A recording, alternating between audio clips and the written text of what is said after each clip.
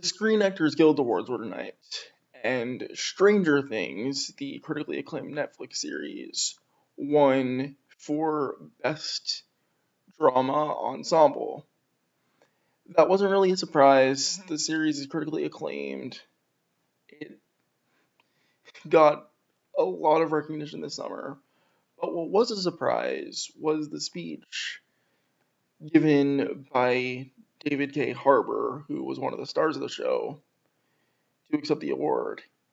It got explicitly anti-fascist in tone and rhetoric, and it was specifically directed at Trump, but it didn't play to liberals' sensibilities of respectability politics.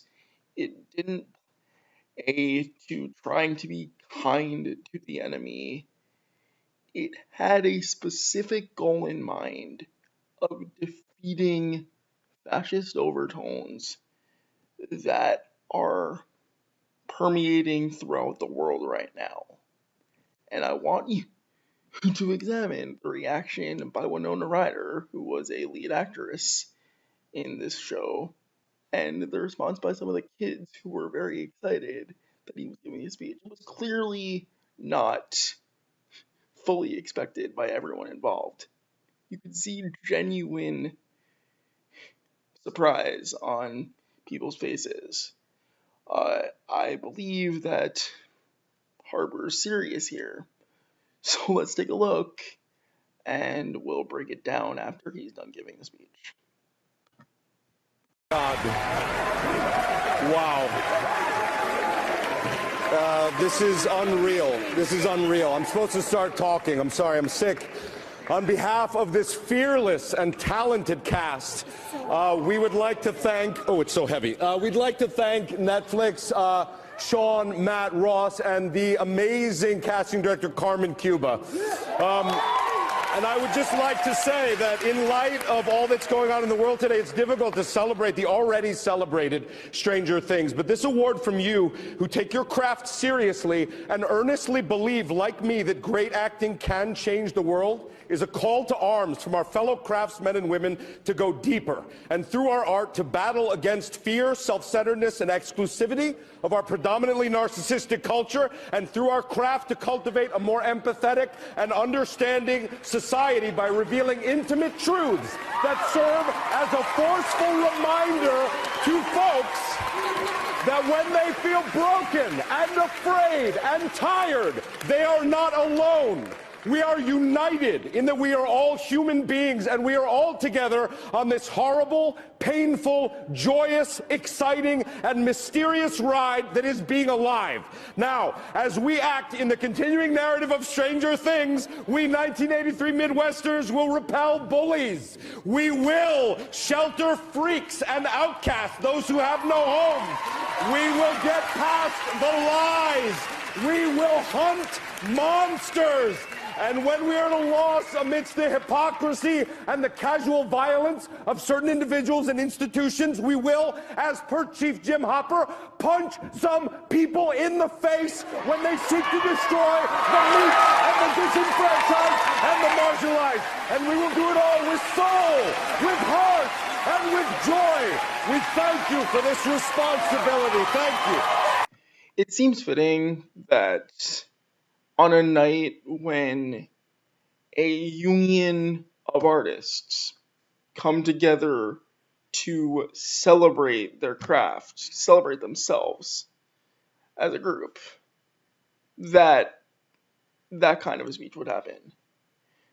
Actors were giving awards to other actors. They were cheering each other on.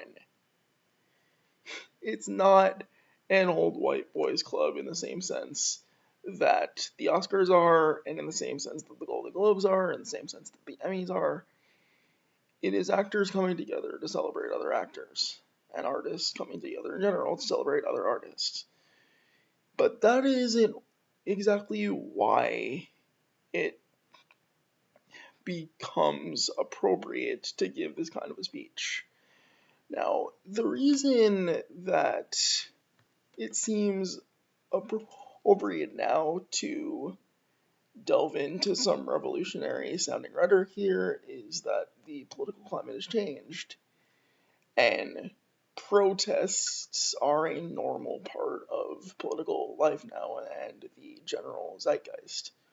Trump has shifted the zeitgeist to one of chaos and turmoil and revolutionary spirit and reactionary spirit. But revolutionary spirit is important to focus on. Reactionary spirit's always been there. It just hasn't been quite as exaggerated in a while as it's been in right now. And, I don't know if Harbour was being completely literal when he said we will punch some people in the face when they seek to undermine the disenfranchised and the weak. But I do believe he was being serious when he said that they'll help out the freaks and the outcasts and those who have no home.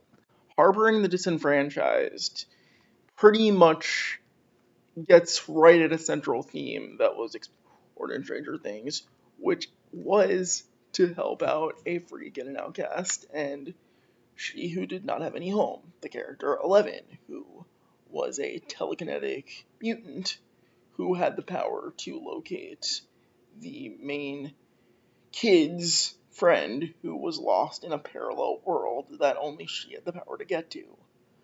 But it was also about friendship, coming together in friendship, and accepting the friendship of someone who was clearly different, and also escaping federal agents who wanted to take the different person away, the outcast away, the freak away, the weirdo away. So it is fitting that Harbour would say something that basically boiled down to, in the spirit of the show, we will punch some people in the face. He might, well, I mean, not literally, he might cheer on the fact that Richard Spencer got punched. He might do it himself if it came down to it. He might not. This is different tactics for people. But the point is that when it becomes acceptable for a speech like that to be given and praise is heaped upon it, as I imagine that will happen in the morning, because people hate Trump now. So they're open to ideas that they might not have been open to before. Pissed off liberals might have been less open to a direct action approach because it is not peaceful, it is chaotic, it is not orderly, it is haphazard. But it is needed, and it's fitting that a guild of artists can come together and deliver that kind of message, and affirm that kind of message, and repeat that kind of message, and intimidate the president, who will definitely respond with that kind of message. I think it is only a matter of time before there does start to be some sort of movement in the arts. Now, I saw the other day some headlines about how some celebrities were threatening to strike until Trump resigns. I think they're going for the wrong goal here. They're aiming a little too low. Now, I don't know a lot about David K. Harbour's politics, but not everyone will be comfortable making that kind of speech. And not everyone will be comfortable being a representative of the Screen Actors Guild, as a winner of the awards might. Harbour is. Harbour can make that speech. He certainly surprised Winona Ryder. She got to look like, is he really doing this? I think he's really doing this. And she got the people power symbol going with the fist. But the point is that, after a speech like that, I think there's hope.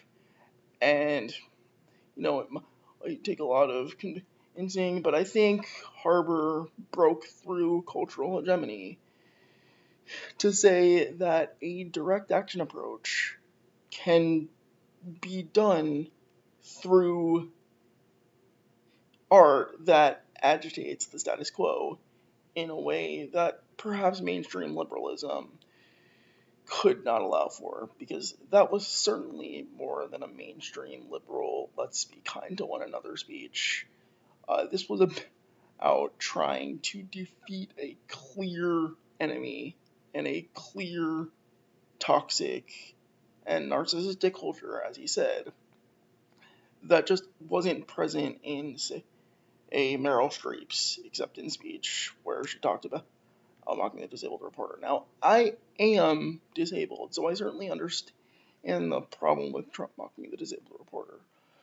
But it is entirely more important to go after the entire culture that surrounds his rise to power, as opposed to simply him, Trump, the President of the United States, who you happen not to like. It is the culture you need to attack, and through art, this is a way that we can attack it. This is a way that artists can attack it through their art, through their writing, through their acting. And as he said, acting can change the world, art can change the world, media criticism, if we allow it to, can change the world. We just need to get people to start talking. That is how you break through the dominant culture. And the dominant culture right now is those who are okay with the immigration ban versus those who are not. Those who are okay with having the freaks in society and the outcast in society, and those who are not. I am okay with having the freaks and the outcast and those who have no home in society. And a lot of people are not. A lot of people are scared. A lot of people are misdirecting their rage.